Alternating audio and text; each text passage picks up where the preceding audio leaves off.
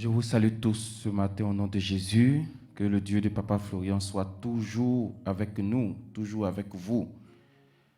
Nous allons prendre un texte dans le livre de Matthieu, chapitre 12. Matthieu, chapitre 12. Et regardons ensemble le verset 38. Le verset 38 de Matthieu, le chapitre 12. Voici ce que Dieu nous dit. Alors, quelques-uns des scribes et des pharisiens prirent la parole et dit: Maître, Maître, nous voudrions te voir faire un miracle. Que Dieu de Papa Florian bénisse sa parole. Maître, nous voudrions te voir faire un miracle. Ô bien-aimé de Dieu, qui n'a pas besoin d'un miracle ce matin? Qui n'a pas besoin d'un miracle aujourd'hui? La terre même tout entière, à l'heure où nous sommes, aspire à un miracle. Comment chasser cette maladie planétaire? Les familles ont besoin de miracles. Combien de familles arrivent à manger 3 fois dans la journée? Les hommes ont besoin de miracles. Il y a des femmes aussi qui soupirent après un miracle. Donc nous avons tous besoin d'un miracle. Le premier miracle que Dieu nous donne, c'est le réveil. Et si tu m'écoutes aujourd'hui, c'est que Dieu a fait déjà un premier miracle dans ta vie. Le souffle que tu as, le souffle qu'il a maintenu en toi, le souffle qu'il t'a donné, qu'il t'a accordé. Et il y a d'autres miracles que les pharisiens ici, les scribes également, ont demandé à Jésus. Ils se sont adressés à la bonne personne. Ils ne sont pas partis chez un marabout demander un miracle. Ils se sont adressés à la bonne église. Ils étaient au bon endroit. Parce que Jésus, ce n'est pas n'importe qui. Et puis, regardez même la façon dont ils ont présenté leur sujet. Maître. Regardez la démarche. Regardez comment... Parce que quand tu reconnais quelqu'un en tant que ton maître, ça veut dire que toi, systématiquement, tu deviens petit. Toi, tu es petit. Maître, nous voudrions te voir faire un miracle. Pour ceux qui ont encore le test devant eux, vous allez voir que juste en titre de ce test, juste au-dessus du verset 38, c'est écrit « Un miracle refusé ». Comme on peut le voir pour ceux qui ont la Bible, un miracle refusé. Je dis, mais pourquoi un miracle comme ça peut être refusé? Entre-temps, ils ont bien demandé. Entre-temps, ils ont bien formulé les prières. Entre-temps, ils ont bien Jésus en face d'eux. Mais pourquoi le miracle est refusé? Peut-être même, c'est vrai, ce n'est pas mentionné, mais peut-être qu'ils ont pu faire une offrande. Mais pourquoi le miracle est refusé? Peut-être même que, comme les rois mages, d'autres sont venus avec des présents. Mais pourquoi le miracle est refusé? Peut-être même ce jour-là, comme ils savaient que Jésus devait être là, ils sont venus à 5 heures du matin. Mais pourquoi le miracle peut être refusé? Alors, le verset 39 nous donne la réponse. Mais avant de te lire le verset 39, tout comme le texte le dit, un miracle peut être refusé. Mon frère, ton miracle peut être refusé. Ma soeur, ton miracle peut être refusé. Ce que tu demandes, ce n'est pas que c'est impossible à Dieu.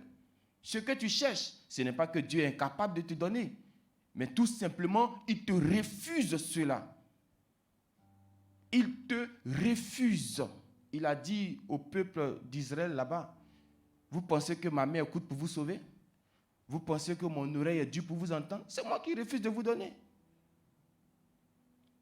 Et dans leur cas, pourquoi le miracle a été refusé?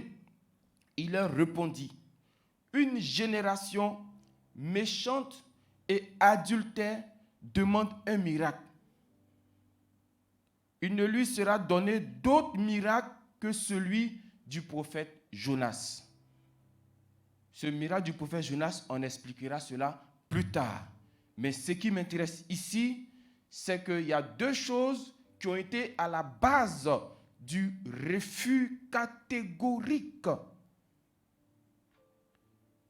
Je me rappelle bien, dans un texte de la Bible, la Bible dit que Jésus est parti dans un endroit, mais il n'a pas fait autant de miracles comme ce qu'il avait fait dans un autre endroit. Pourquoi? À cause de l'incrédulité qui était là-bas.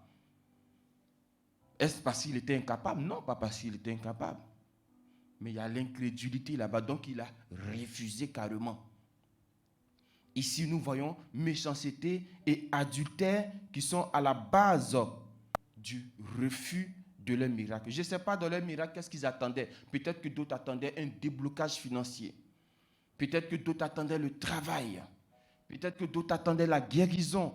Peut-être que d'autres attendaient juste des moyens vraiment, je ne sais pas, matériels, l'enfantement, ainsi de suite. Mais cela a été refusé à cause de leur méchanceté, à cause de l'adultère.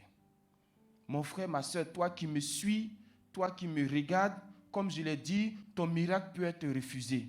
Peut-être que pour toi, ça ne sera pas la méchanceté. Peut-être que pour toi, ça ne sera pas l'adultère, parce que tout le monde n'est pas adultère. Mais pour toi, ça peut être le manque de pardon. Pour toi, ça peut être le manque de pardon à cause de la colère, à cause de la haine. Une maman m'a confessé cette semaine qu'elle n'arrivait pas à pardonner à son enfant. C'était difficile pour elle de pardonner à son enfant.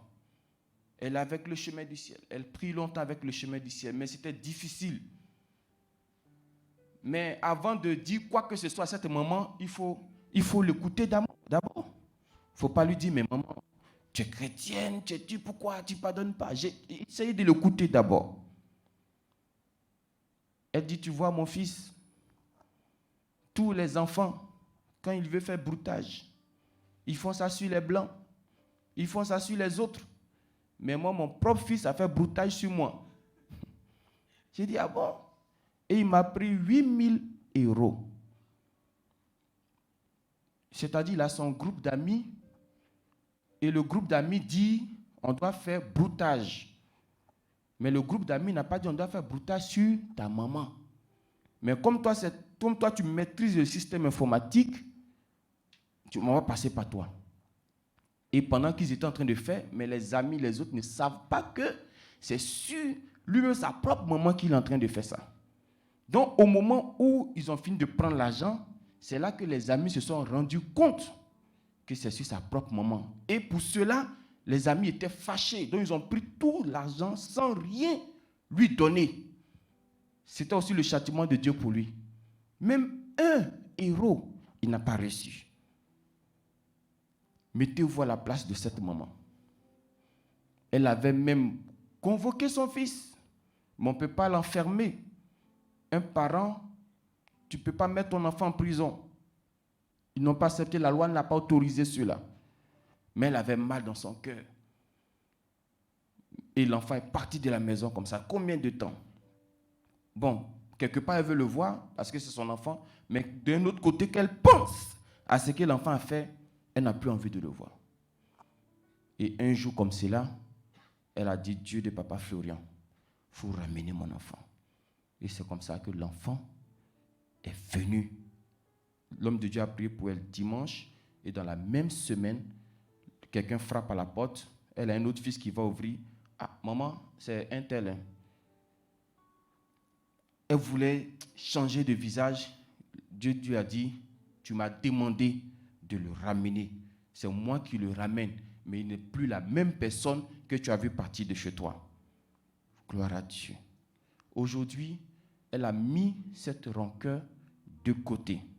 Aujourd'hui, elle a abandonné cette haine. Imaginez-vous un instant, toujours dans cette rancœur, qu'est-ce qu'elle va obtenir avec le sang de Jésus? Qu'est-ce qu'elle va obtenir avec le lait? Qu'est-ce qu'elle va obtenir avec la puissance du Dieu de Papa Florian? Tant qu'il y a cette rancœur, tant qu'il y a ce problème-là dans son cœur. Pour elle, c'était peut-être le manque de pardon. Mais je viens dire à toi qui m'écoutes aussi, arrête de mettre les seins dehors quand tu es habillé. Les chaînes aux pieds, enlève-les. Les narines percées, enlève-les. Les oreilles là, si tu as mis une seule boucle, ça suffit. Le reste, tu n'en as pas besoin. Une femme que tu enlèves dans la maison de son père pour l'emmener chez toi, après quelques mois, tu es obligé de la marier. Parce que tu l'as enlevée dans la maison de ses parents. Elle n'est plus sous la couverture de ses parents. Vous voyez des choses comme ça qui peuvent nous bloquer, qui peuvent amener Jésus à refuser de te donner quelque chose. Tu vas accuser le sorcier. C'est vrai, il y a des fois où c'est le sorcier, mais il y a des moments où eux aussi se reposent. Lorsque Jésus a été emmené dans le désert pour être persécuté par le diable, la Bible dit qu'à un moment, le diable s'est retiré de lui. Donc, il y a un moment où le diable se retire de nous, même s'il va revenir après, mais au moins, il y a un moment où il se retire. Quand il s'est retiré là, qui est là maintenant? C'est toi. C'est ton comportement qui est là maintenant, ce n'est plus la sorcellerie. Donc, souvent, il y a certaines choses qu'on met sur les dos, et même s'ils peuvent venir devant toi pour dire, mon frère, cette fois-ci, ce n'était pas moi. Je sais que j'ai fait souvent, mais aujourd'hui, là, ce n'est pas moi. C'est toi-même. C'est ton comportement toi-même. Donc, je vous exhorte, bien-aimés de Dieu, à s'attacher davantage. Chaque jour, il faut faire un effort. On ne te dit pas de prendre une feuille blanche, de mettre la liste de tout ce que tu fais qui est mauvais, et puis de dire, bon, à partir d'aujourd'hui, ça là, c'est fini, c'est fini, c'est fini. Demain, tu vas te revoir en train de faire encore. Ce que je te demande, c'est de dire, aujourd'hui, je fais l'effort de laisser telle chose. Et puis, ça ne sera pas facile, mais c'est un exercice pour toi. Ça ne sera pas facile quand on te marche là-dessus, que tu ne parles pas. Mais si tu as réussi aujourd'hui, tu pourras réussir demain. Mais c'est un exercice qu'il faut vraiment faire. C'est dur, mais Dieu va te donner la force de le faire. Que ce Dieu nous bénisse, que ce Dieu soit avec nous. Un miracle refusé, que Jésus ne te refuse pas ton miracle aujourd'hui. Alors si tu ne veux pas qu'il te refuse, c'est ce que j'ai dit dans la vidéo la dernière fois. Quand Jésus manque de nous donner quelque chose, regardez comment on se plaint. Quand toi tu as pris seulement le sang de Jésus avec le lait, puis tu n'as rien vu là, mais ce n'est pas possible, on ne peut plus t'attraper. Pourquoi? J'ai pris le sang de Jésus, j'ai pris ce que je n'ai rien vu. Mais et quand toi, tu manques aussi aux choses de Dieu, qu'est-ce que Dieu doit faire aussi pour toi? Qu'est-ce que Dieu doit faire de ton cas? Quand tu triches avec Dieu, quand tu dribbles Dieu, qu'est-ce que Dieu doit faire aussi pour toi? Alors, si Dieu, tu fais des choses et puis Dieu te pardonne, Dieu laisse tomber, toi aussi, sauf que quand tu demandes là, ce n'est pas toujours qu'il te donne. Et laisse-le agir au moment qu'il a choisi pour toi. Que Dieu nous donne la force de s'attacher davantage, davantage. Chaque jour que ta couple là s'augmente, vous voyez que chaque jour, tu sens que tu te rapproches. On dit, ah, cette femme-là ou cet homme-là, avant, voici ça. Mais aujourd'hui, on ne voit plus ça sur la personne. Le diable va venir chercher, parce que le diable s'appelle accusateur. Chaque jour, il va venir fouiller. Jésus a dit, le diable vient. Le malin vient, mais il n'y a rien de lui en moi.